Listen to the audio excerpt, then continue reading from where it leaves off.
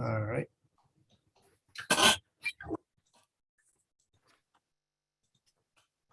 Well, let's see.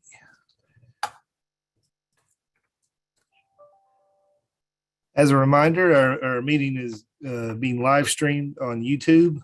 I'd like to welcome everybody to the May 31st, 2022 meeting of the Advisory Committee on University Records. For the purposes of the minutes, I'm going to go around and say everybody's name. And when I do, just tell me the institution you're representing. Sue Ellen Lathrop. Western Kentucky University. Lois Hamill. Northern Kentucky University. Carrie Daniels. Louisville. Dieter Ulrich. Morehead State University. Sharon McGee. Kentucky State University. And Tammy Satterley. KCTCS.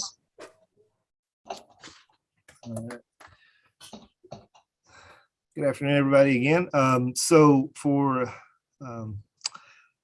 the approval of the minutes, oh, well, we got one more, and I'll get Jenny's name here. Jenny, we're taking roll call. Can you tell us your institution? Oh, okay. I'm sorry, I lost track of time. Jenny Daly, University of Kentucky. Thank you. Oh, we had a quorum right at 1:30, so we started.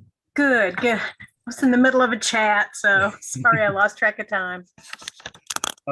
First, we'll do the approval of the minutes. As I said at last meeting, we had the minutes from November and the minutes from March to review.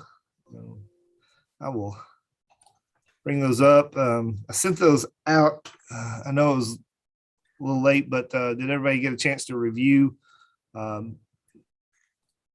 Actually, no, wait. Those are the March ones. Everybody had a chance to review or any questions about those?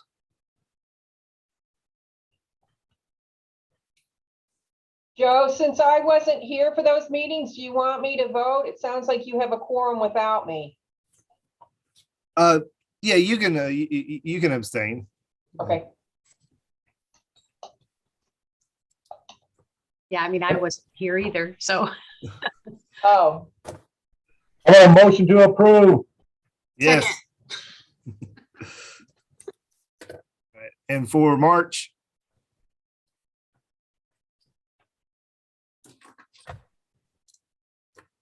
Same motion.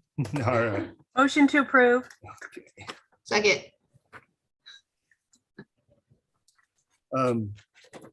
Next item of business, update from the ad hoc group. As we said last time, we didn't have a meeting for the quarter of the November meeting to the March meeting. And in that time, we kind of lost some members. Tammy has moved on to the Electronic Records Working Group. But we did start meeting again, Jenny and I.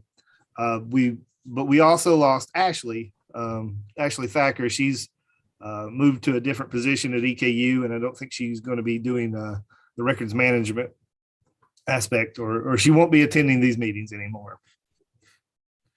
But me and Jenny were able to get together, do some reviewing, and a lot of that is reflected in the updates that we have in the state university model changes for today. I would let Jenny add if there was anything else she wanted to bring up. Mostly we're still going for the low-hanging fruit and just cleaning things up and working for consistency, not for anything that's really radical changes. And this cleanup round, there was still a lot of stuff in there that where university archives was mentioned. And my question was on a lot of these is like, it doesn't seem to follow contemporary practice, or it uses departmental names that are obsolete and maybe relate to one institution, but not all. So it's really sort of editorial cleaning, not anything of substance. And it looks like nobody had a problem with anything except for Lisa Lang from Kentucky State. So maybe Sharon would want to speak to that. And it was just simply the one with the U0401, which is the academic record. I at the can't speak to registrar. it. I haven't seen her or anything. It was her own. Yeah. Yeah. Well, the question that I have on this was, can we, I think it said, we don't have it in front of us right here. I'd have to like fish it out of the email, but it was the actual academic performance. This is the record that the registrar keeps. And it said, send to the transfer to the university archives or the registrar. So I didn't know if anybody really used the university archives to serve as a registrar function, because that would mean providing transcripts, certifying that people are meeting certain things and stuff like that. Lisa's response was more one of storage than functioning as the registrar. But personally, I'm fine to keep it out if she felt more comfortable with it. It doesn't hurt to leave it in there. It just seems to be, misleading and inaccurate. Unless your archives actually does serve as a registrar. No, not this one. No, I copied the text of Lisa's email into the chat if everybody would like to Okay. take a look at the language. But she's requesting the series not be changed. As Jenny was summarizing, to retain the ability to transfer to archives. I will note Sue Ellen also put in the chat that she would request that the series not be changed. Because you were posting you Yeah, were posting hers. Okay, my bad. Right. I think we were both having the same idea. yeah. Are you opposed to it, Sulean? Oh, no. Okay. I'm not I would say it's kind of, we should write it the way it needs to be written, that it stays in the registrar's office, and any department that runs out of space needs to have a conversation with somebody. Right. Right. But see, the thing is that they still retain functional ownership of that record, that they Right. still manage it. And a lot of times when stuff gets sent to the university archives, access to it doesn't function the same as it would if that office still retained ownership of it. But, archives can work differently in different places. I didn't really know, but I just didn't think that. I just thought that all of our schools were large enough in the No, state that nobody would put that on the archivist. Maybe if you had a small private college, they might, but but we can just leave it as that. We can talk about it later, hash it out. We don't need to, it doesn't need to go in with this batch, in other words. Yeah, and due to Lisa's hesitation or desire to not, I didn't include it, so it's not on these revisions for today. So we don't need to pull it off, but we can continue the discussion through the listserv or as the next meeting if needed. Yeah, I would either continue the discussion or at least change. We've been changing where it says university archives, and we've been changing that boilerplate language to college/university archives or designated repository to be more inclusive with the community college system. So, if we're going to leave it, we just need to swap out that little boilerplate language there. I agree with that, just to be consistent. And I've shared that with several in our system, and most appreciative to be inclusive with college and university. So thank you. Good. Well, the last thing we'll note is me and Jenny are still going to be working on this ad hoc group going forward. And again, if anybody would like to join us, feel free to let us know. more heads, more eyes, just keep us from, being an echo chamber with each other. But, we can still, Joe and I have different enough perspectives that we can sort of, still hammer it out. And with But we'd that, love to we'll, welcome others Yeah. if you want to join in. we'll move on to the next item, the discussion of the state university model, the revisions for June. Let me bring those up. We had sent out some draft language. I think Jenny had sent out an email on that. I sent out that formatted with the summary sheet page following that, so we can take a look at this. So we had the one addition to the schedule, which was the participant release form. And the proposed retention is retained for 2 years, then destroy. We had a discussion of this during our last meeting. And I think we'd said, let's throw out some language. Let's see a draft. So we've come back with this, with the rationale that it does have the administrative and legal value of the consent given by participants in university activity.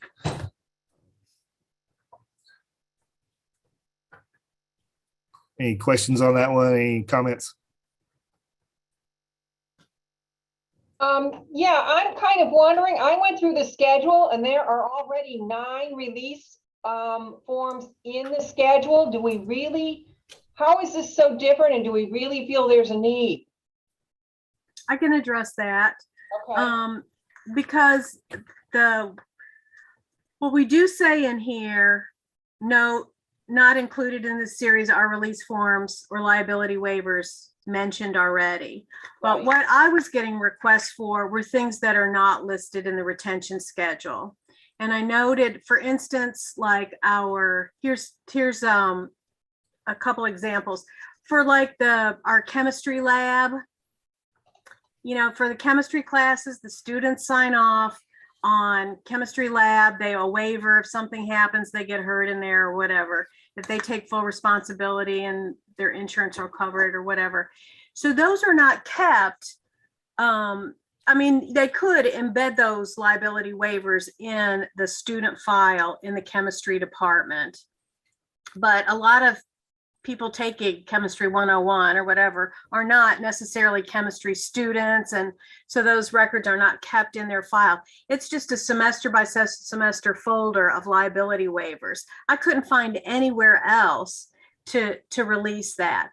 People who come and look at the planetarium, we have like a little planetarium on top of some parking deck. The general public comes in and they sign a waiver. Those aren't anywhere, those kind of public activities and stuff. So people were coming to me with things, and I was having to get rid of them in a way that I wasn't comfortable with, putting them under the U0111, and that's just reference and informational materials, but liability waivers have kind of a legal angle to them.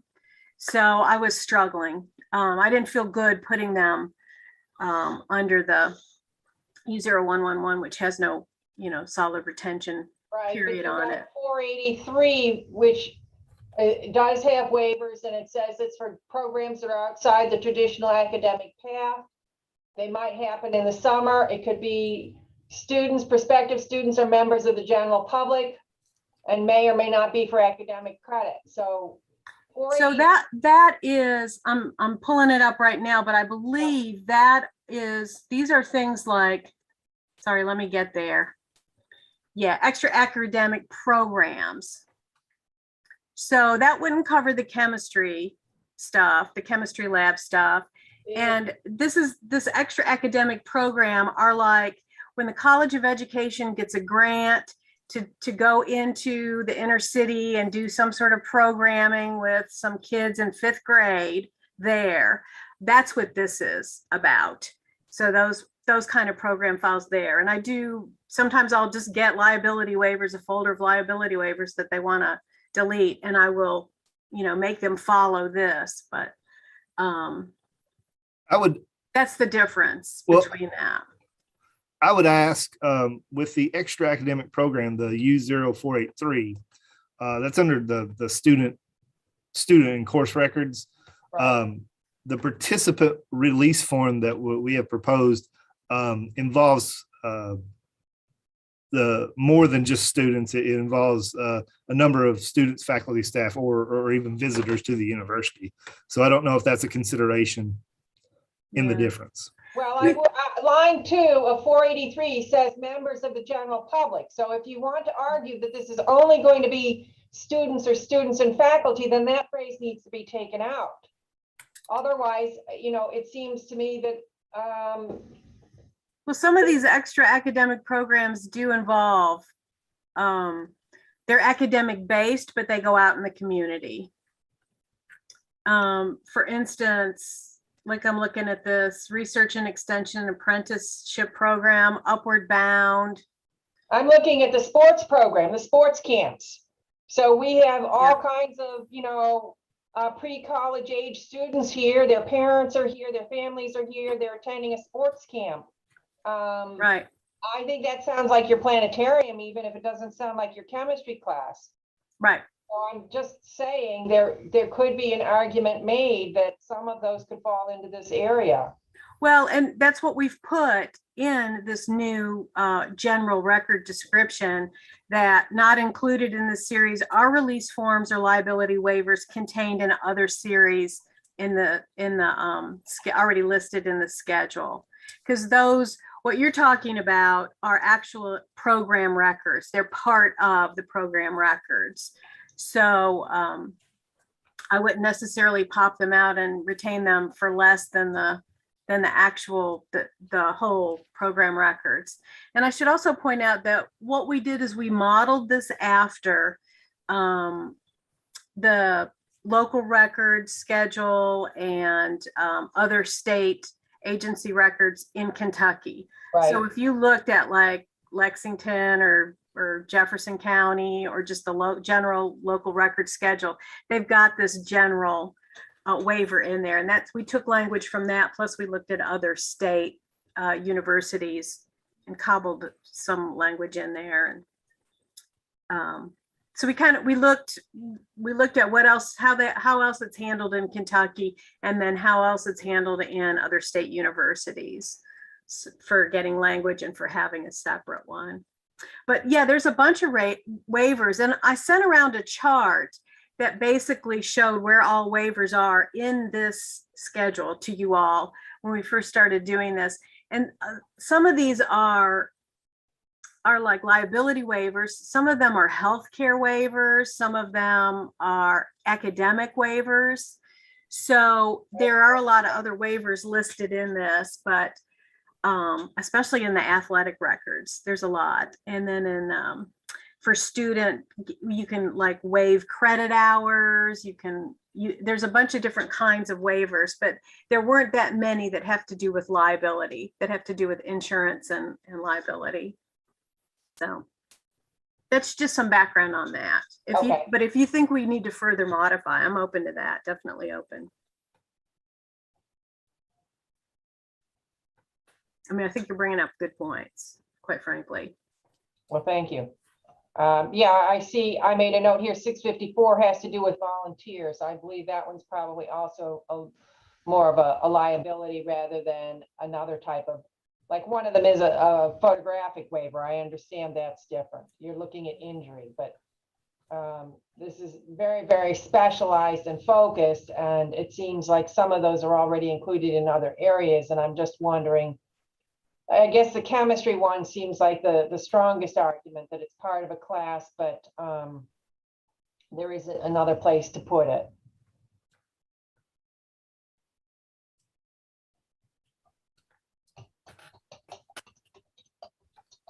So are we suggesting not that this is an unnecessary series? I'm willing to not argue that that's the case. I think that at least for the chemistry situation, it sounds like there's a need, and I'm not seeing right off the bat that there is waivers included in academic courses. We're just seeing it in extracurricular and athletics. So I just, I'll let it go. Yeah, well, but these are, Yes. Lois, I think these are great questions, and the bottom line is that if we're gonna add something to the schedule, we should Right. all know how to use it. You know, Sure, but I and also, guide people how to use it out there in the general university land, so. So no, Right, but it's really good. It needs to stand up to that standard. right, so there has to be clarity about why this is distinctive from the ones that already exist. But I also have a concern having, you and I haven't worked together, you've worked more with Vicky, but I went through it with Sue Allen and Dieter and Sharon, about 10 years ago when we had the 08, 9, 10 revision and did the whole schedule totally over. So I would hate to see us start to have a whole bunch of singleton series that, there's just this one type of record and a couple of examples, and then we get another. I like the way we've sort of gathered some of the things together. Agreed.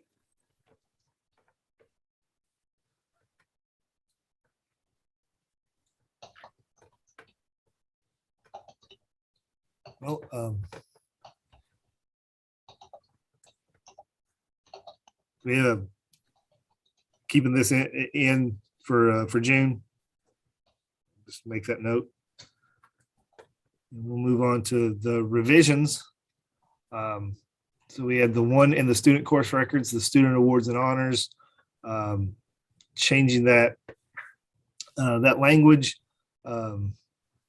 with the retained file in the creating unit until no longer need for administrative purposes, and then transfer to the college university archives or designated institutional repository for permanent retention. So again, no change in the retention time. We're just clarifying that the disposition language, and a number of these are, I think most of these follow the same kind of pattern where we are clarifying that language.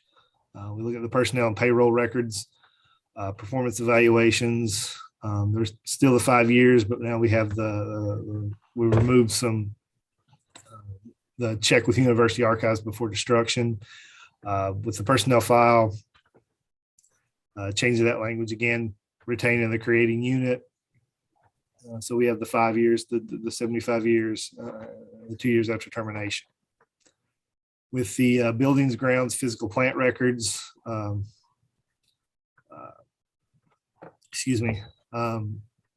current retention, we're changing that to in the creating unit until no longer needed for administrative purposes. Again, that language that we've been using. And the same for the construction and renovation file U0703. And then we had the no change to the property records retention. We just, I think, made a clarifying language to the function and use. We took out the word leases. Leases in the real property records. And the buildings and grounds records, we just took off that phrase, which in some universities might be facilities or capital construction. And that just seems, I don't know what you all call them, but these are UK terms. And a lot of people call it physical plan or something else. And I just thought it was distracting to have the name of units in there because it could be different. And those names change over time, too. So I just like, the one thing I would like little tweak, Joe, that I would like to propose under the personnel file. I think just one little word got dropped out and it should stay in. And it has to do with the master file. So under the proposed retention, I think the second sentence should say retain master file until 75 years. That's what was in the original one. And that's what helps designate from, the master file gets 75 years, then your department and college copies are 5 years and temporary, kind of gets graded down. So I think just putting that term master file back in there, that second sentence. Okay. Is master file defined somewhere? No, but it was already in there. It's the one that HR that keeps. Well, yeah, I so don't know if how you your look at, notes if you work. look at the current retention, Mhm. the first sentence says transfer the master personnel file to the university archives upon termination of employment or retain in the creating unit, which in some universities is the human resources office. So when we change that proposed retention, the retaining creating unit, we're not identifying that master file. And I think that's what Jenny's saying, that it's not established there in the first sentence. Right, I agree with Ginny. It needs to be back in there, either in your first or second sentence of the proposed retention. Yeah. She's suggesting moving it actually to the second sentence. Yeah. But in one place or the other, I think it belongs in there. Yeah. Agree. It just helps differentiate from the various copies, tiers of copies. So.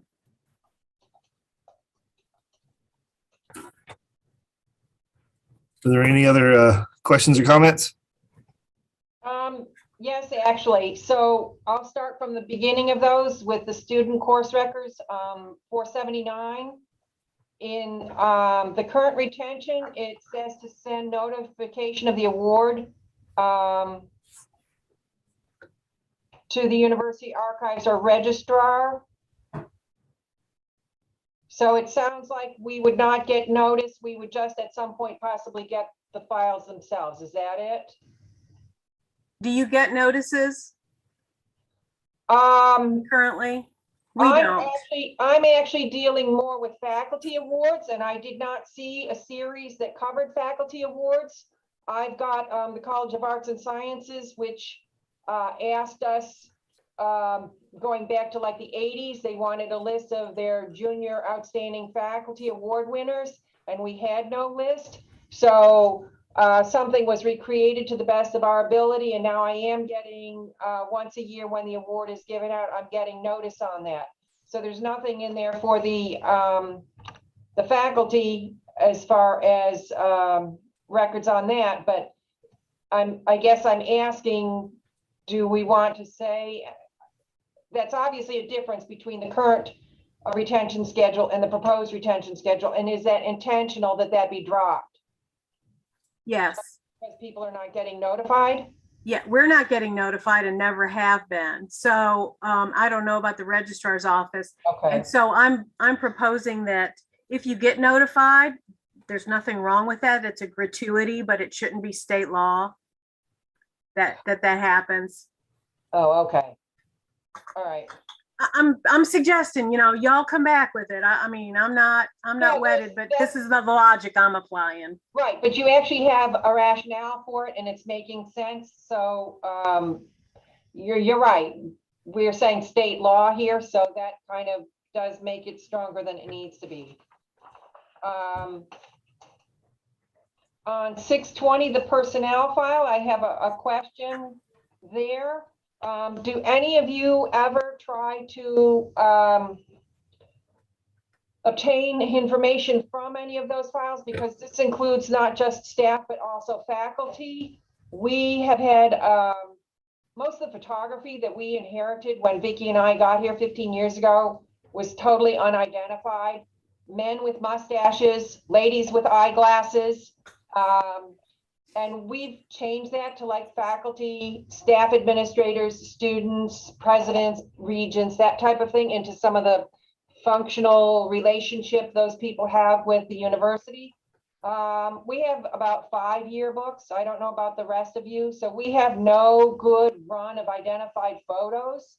And if our faculty have an identified photo in their faculty file, I would love to get my hands on that to use as a base for other things. I'm also interested in faculty resumes, and depending upon the quantity, I would also accept publications or things like that. And I have talked to the administrator in the provost's office at least once or twice about this, that if they were to start purging faculty files, could we pull things out like that? Do you see any type of activity like that being in conflict with your proposed retention here at all? I'll just say our practice at the University of Kentucky is that we ask for those as a gratuity. So when departments, basically our procedure is when someone comes to me or to HR where the master files are and said, we've got files at our department level we want to destroy or in our office. They have to look for wet signatures and upload them into the HR. And there's a procedure for doing that digitally. And then we ask as a gratuity that all CVs be sent to the university archives. And we just keep basically a big old vertical file of faculty and staff. And so we put those CVs, but we don't need every CV to come to us. We just want the latest one, at the time of separation or the closest one to that. So we make that ask, and it's embedded in our policy, in our records destruction policy here, but it's not mandatory. I mean, if it doesn't happen, nobody has a cow, but we ask for it, and it's embedded in both HR policy and university archives policy. Oh, Ask for HR that. as well. Okay, so is this policy that has to be approved by your regents? No, we Okay. make it up. And we get the photographs and things like that generally come to us from public relations, not necessarily the older personnel files may have a photo, but once EEO really got going, they did away with the mandatory having a photo in your file, because that was all about, can we identify what race this person is and different things back in the old days, in the really old days. But yeah, I go through, once these things come in and they set, and we clear the 30 years after they've left or somebody's died, I process out, and there's a lot that disappears altogether. And we keep the things like the CV and the salary ranges and, that kind of thing. Take a hard look at it. But the kind of things you're after, Lois, are check with your public relations people. Yeah, but it's not going to come in as identified. That's my Right. point, Sue Ellen. Yeah, that's true. Whereas if I get them out of the employee personnel file coming out of the provost's office, I can get 2 or 3 types of records, all from an identified faculty member as a body, and I just take them out of their folder and put them into my folder, which would make life easier than trying to collect part of it from this office and part of it from there, and the stuff from the university photographer does not come in with dates. So we have been working for a long time now, completing an employee spreadsheet of employees' names, date of hire and date of departure, and like their job title or their department, so that when we look at photos and we say, oh, well, this is supposed to be so-and-so, well, when did they work here? We can start to date the photo based on their employment, or if we can get a couple of people. So we're cross-checking different pieces of data to try to narrow the dates on some of this stuff, but we're working with a lot of unknown information. And it turned out they had dead faculty in the undergraduate catalogs, because we started our list using the undergraduate catalog, and there were a lot of mistakes in there. So then we wound up realizing a lot of this was recorded in the Board of Regents minutes, and we went there thinking that that was more authoritative. Right. So We harvest information at that time. When something comes to me, a records destruction form, I'm like, you got to pull this stuff out, send something to HR and send something to us before you destroy it. A lot of times, too often, people are like, I can't destroy my stuff, and I have to actually go into their office and go through their files with them. And I'm the one pulling that stuff out and bringing it back to the archives too. But, we use that. We're going to clean out our files. Can we destroy them? That juncture right there as a way to harvest that kind of stuff, because nobody sends it to us. There are a few people that are, a little bit proactive, but, mostly not. as far as Step policy, in at destruction time and try to capture that. we would never get into an HR policy at this point, I don't think, without this. It would have to be a document that could go to a policy approval body on campus, which would probably go up to just about the president's level.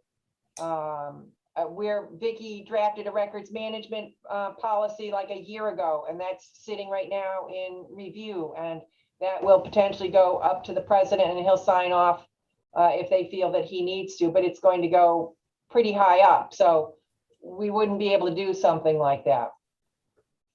Yeah, that's why I tell people it's a gratuity. We really like it. And I tell them why it's important, Right. you know, and what a kind of a difference it can make.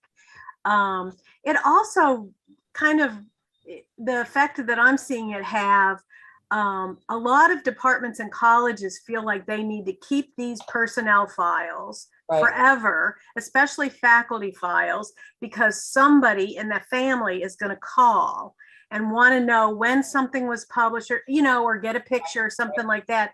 And it kind of gives them a release, like they can let go of it if they send us the cherries, you know, Right. that we'll keep in the archive. Then they're like, oh, we can actually throw these away. We don't need to keep these in perpetuity for these people Right. that don't work here anymore. Right, and what we say is, why don't you transfer the reference function to us? Mhm. Give us the records, and Yeah. then we do the reference maintenance on it. We help you out, you get rid of the stuff, you're more efficient, and then you just say, oh, call archives, I don't have it. Yeah. So we do use that approach as well. Jeannie, I wanted to ask on the Series 701 blueprints, you were saying that you were sort of trying to generalize and neutralize some of the language. And I see, you know, college, university archives, and I heard or other designated repository. I'm looking under the proposed one on line 2. I saw or designated institutional repository. And my initial thought on that was that you were talking about an electronic institutional or digital repository. Is that what you mean? No. Okay. No. I would like to see a slightly different wording there then, because I think that that is confusing and overlaps with language used for digital repositories. So Lois, I just want to step back and say that when we had 4 people in this Right. ad hoc committee, Right. we struggled with that language. This is what we came up with, and we did run it by the group as a whole. So I'm not opposed to revisiting that, because Sure. that was my question. You know, it sounds Right. like the IR to me, Yes. but exactly. it didn't sound like that to other people. And so for that specific question, I would say table it for now, but if we want to come back and get a better phrase for that, because we've replaced that phrase. We've replaced university archive with Right. this college/university archive or designated repository No, you just universally said- throughout. You just said designated repository. You didn't say designated institutional repository. Right. I'm asking you to drop the word institutional and keep designated repository. And I'm just saying, we're gonna have to do that wholesale, because we have already made that replacement wholesale. So we'll just come back to it. And we can do that. We listen to all the suggestions that you all say. And in the ad hoc committee, we'll take a look at it and chew it up. And I mean, we're glad to do that, but we've already made that a universal change. It's throughout the retention schedule at this All right, point. this is the first time that I've seen it, Ginny. So that's fine. We're glad to revisit it, but we can't do it right now All right, for these two. I think that it risks confusion with electronic digital repositories, so. All right, that was the last one I had a question on. Yeah, and I was looking through the changes we made at the December meeting had that designated institutional repository. So yeah, it's already there on the State University model, but if it is going to cause confusion, I want us to address that as soon as we can. Were there any other questions, comments? So the only change that I have noted is inserting the master file into the language for U0620. So if that looks good to everybody, we will proceed to present these to the advisory and the commission for June. looking at the next item, further discussion. I know I'd sent out the two items in an email discussion. One being the body, the recent change to the body worn camera that the local records made, and if that was something that the university wanted to consider. And then the discussion on the NIL. And again, when I sent this out, I anticipate this being, a discussion throughout the year or longer if needed. I didn't think there would be reaching resolution this quarter. But did anybody have any comments that they wanted to bring up to that now? I sent the body cam thing over to our campus police and I haven't heard back from them. I'm glad to poke them again this summer, see if they can do it. But NKU, we got a response from them about keeping it at 30 days. So if you all can maybe over the summer, I mean, the changes that they went through with this body worn camera or devices and evidence, non-evidence, and whether it came from the POPO or whether it came from the public. I mean, because I sit on another one of these advisory committees and the local jurisdictions have been working on this change for over a year. It is so confusing. I mean, it's really, really hard. So I would anticipate, and I was a total bee in the bonnet of like, why this? What does this mean? Like, how do you know it's evidence or not evidence? What happens if you've thrown it away and it becomes evidentiary? So I would sort of think that our campus police would have lots of questions, but I don't know. I spoke to our people and we don't have any, so they said it's something that they're looking into now, so they didn't have any comments. Okay. Yeah, I talked to our DPS and they had the same response that NKU did. They're like, why double the amount of time that you need to save non-evidentiary recordings? It eats up more resources for really no purpose. Our chief was like, if something's going to come up, if a complaint is going to be made, it's going to be made within 30 days. It's not that the extra 30 days doesn't get you anything. Good. Yeah. I mean, and that's one of the questions, that I kept pestering the local people like, well, it wasn't just local, it was also the state police, state troopers. And I mean, it was that affected a lot of different retention schedules when they made this change. Well, I know that the regional administrators over in the local records branch were trying to be proactive in looking at this. And some of the stuff that they were bringing up was mobile recordings. So those recordings that are going to be beyond just a body worn camera. Maybe you have a phone, maybe you have a drone, and maybe positions outside of law enforcement. So if you have like a sewer worker that's going to go into a sewer with a camera, how long are they keeping that? If you have a social worker that's going into a home. So these were just kind of the initiating discussions, and I wanted to bring it here just to let everybody, I guess, just put it on your radar. And again, I don't expect us to come to resolution, but just this could be something that we need to address in the future, not to make more work for everybody. But it's happening, and they're getting evidence just not on body worn cameras. They're getting it from a variety of places. So the other thing on this further discussion list that I didn't see anywhere, Joe, was the disability accessibility thing that came from Vicky. And I can't remember if she sent it to the whole list or just you. That's right.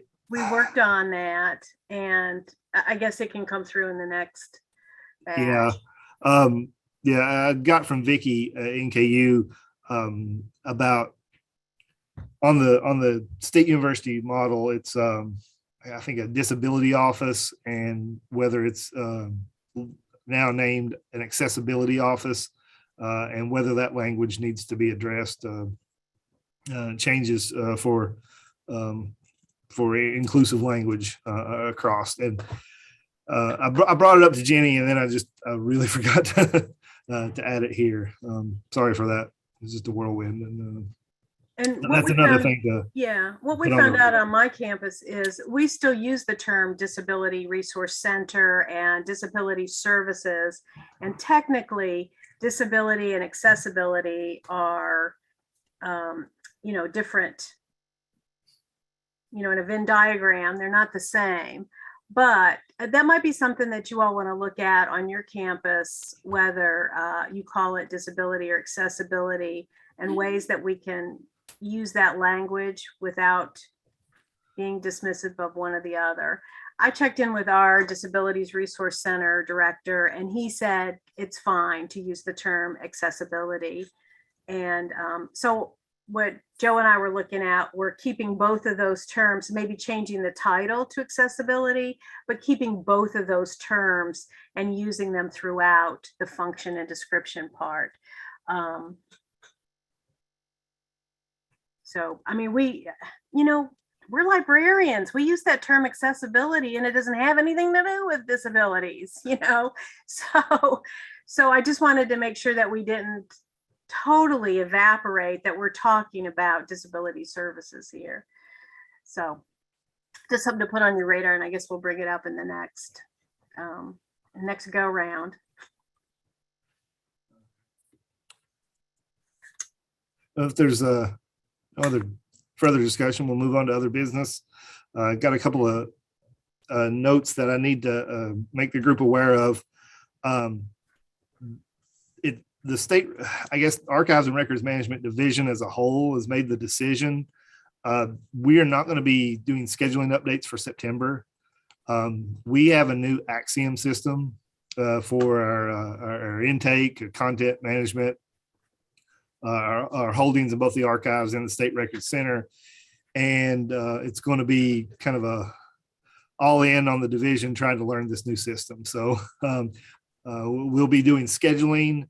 We'll be doing transfer, destruction, all of this on this new Axiom system. And it's been a kind of a 2-year project, because we actually had a meeting with North Carolina to see how they had kind of done this, because they've implemented Axiom, and they're using the functional schedules. But they were like uploading batches over a period of time. Our entire holdings for our record center and archives were completely paper. It was all hard copies, and that all needed to be data entered. So, we got, an accelerated timeline on this, actually due to the pandemic. And it was an unfortunate circumstance, but we had work for people at home, and they were just doing data entry. So now we're the system's ready to go live, and we all have to learn how to kind of swim in that water now. So I wanted to let everybody know that any updates that we look through over the summer, those are going to be for the December meeting. So we do have some time to work on those. And then it's hard to think about, we're already thinking about December 2022, but now we need to think about 2023, the calendar year, and scheduling meetings and return to in-person meetings, or maybe a hybrid. I don't know what the group's thoughts on this are, but for our June commission meeting, we're going to try test a hybrid model. We will be doing in-person here with anybody who is remote, who wants to come remotely, as we are now with the audio video setups. We're going to see how that works for the commission. And then we'll see how to make changes for that. So for this body, is that something, do we want to look at returning to in-person meetings with the option for remote accessibility for those that might not want to travel. I know Sue Ellen and Chris out at Murray, those are long drives. And even people, I know when Vicky comes, she would complain about Northern Kentucky traffic. So I'll just throw my 2 cents in. This has been really good for me to do this from here. I don't lose a whole day, because when I drive up there, I leave early and I get home. I just go straight home. I don't even come to work at all that day. yeah.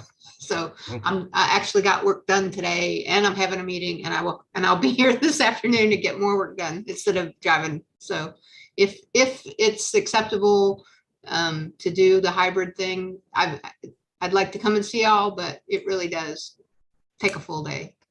I understand. So but we'll see what we can make available. Okay. I know it is sometimes good to get together and have a chat before or after, but I understand that travel is especially with gas prices right now. Well, gas, yeah. And I would agree. I think either Vicky or I would prefer to do the remote access as well. Just not because we don't want to see everybody, but it's the amount of time that we're sacrificing and the gas. Yeah. Well, I'll let everybody know how the June commission goes. And then the scheduling of these meetings right now, these are regularly scheduled for the week of the advisory. So the advisory meeting is Thursday, and I've been asked to ask the committee if they would consider maybe moving this up a week. If maybe in the future we would be doing the Tuesday before, because right now this puts us behind internal review in the division, and it's really close up on the advisory, and so I know not for 2022, but when we start scheduling these 2023 meetings, we might look at just doing it a week before it. And also, yesterday was Memorial Day. The way these always fall, it's like the May meeting falls like the day after Memorial Day, and the September meeting falls the day after Labor Day. So sometimes it's an inconvenient scheduling. So just putting that out there too right now. And that's all I had for other business. If anybody else has any reports or updates they wanted to provide. I'll give a little update on me. Let's make it all about me. I'm glad you said stuff about September, because I have, with my supervisor, the university archivist, we're going to try to press the issue here at UK, because they're twiddling their thumbs about how they're going to replace my position. I mean, I'm basically here 8 hours a week to sign off on destruction forms at this point. I've officially retired, and I'm barely keeping my membership up in ICRM and ARMA just to keep the university credentialed on this. But we thought that they had figured out where this position was going to go. Just like the dean of libraries talking to some other higher up administrator, and they were like, it's going to go to internal audit. Well, now there's a big task force, and the thing is, like, this is onerous work. Nobody wants to do it. And quite frankly, the salary for my position is, if it goes outside of the library, it'll command a much higher salary once it becomes into, administration, if it's comparable to the business world. So I think they're kind of messing around and having to justify that. Anyways, the university archivist and myself have said that I am not going to work past September. No more of me part-time signing off on forms. She's not going to do it. So they're going to have to, fish or cut bait with this. So we're using that. So while I may be participating in the September meeting, I'm out after that. Just FYI. And I don't know what's going to come behind me, or if something may come before, may come in place before that. I don't know. And then I'll also say, because I've been serving on the advisory committee, that, yeah, it's really hard to come from this meeting and get everything bundled up here and then get it to the advisory, if I sit on that. Yeah, I think the timing would greatly be improved by giving a week or two more lag time. But I will also put in a plug. Right now, I'm continuing to volunteer. I don't use my work time to sit on the advisory committee. I'm just volunteering. And like I said, I'm hanging on to my credentials for the time being, but I really want to rotate off that committee and encourage someone who works with records management on a day-to-day basis, what they don't have. I'm that only voice on that committee. They've got attorneys, they've got historians, they've got retired archivists. They don't have a day-to-day records manager on that. So I would love to rotate off that tomorrow if we can get somebody who's a day-to-day records manager can bring that perspective to it. So just lobbying for anybody who's might be looking for, it's actually a really fun committee and a lot of diverse voices. So if anybody's looking to contribute to the profession through that, it's a really good experience. Just put that plug in. So I'll probably see you all one more time and that'll be it. Yeah. Thank you, Jenny. I Anyone else? have an announcement. I don't know if this is the appropriate time, but this will also be my last meeting for at least the foreseeable future, because we have a new, archivist for university records and records management, Hannah Pryor. She will start this coming Monday. So she'll be, yeah. So once we have her email and everything, I'll send on her information so she can get added to the list. But yeah, we're very excited. She's coming from Oklahoma. Yay. Yay. Not that I don't love this, but I understand. Well, and I would like to say that I believe I'm going to have the ability to hire a project archivist. I'm hoping the job posting will be coming out sometime this month. It was written quite a while ago. So we're looking for a 1-year project archivist. I'd really like to see somebody with some experience with electronic records, even if it's just a semester-long class in grad school. I'd be willing to take somebody right out of their graduate program if they had the electronic records. And I definitely want archival training, not just a library degree. So hopefully we'll be seeing something posted. If anybody hears of anybody that's looking for something, maybe send them our way to at least take a look at the job ad. Thanks. Thank you, Lois. Anyone else? Well, hearing no more comments, we can move to adjourn.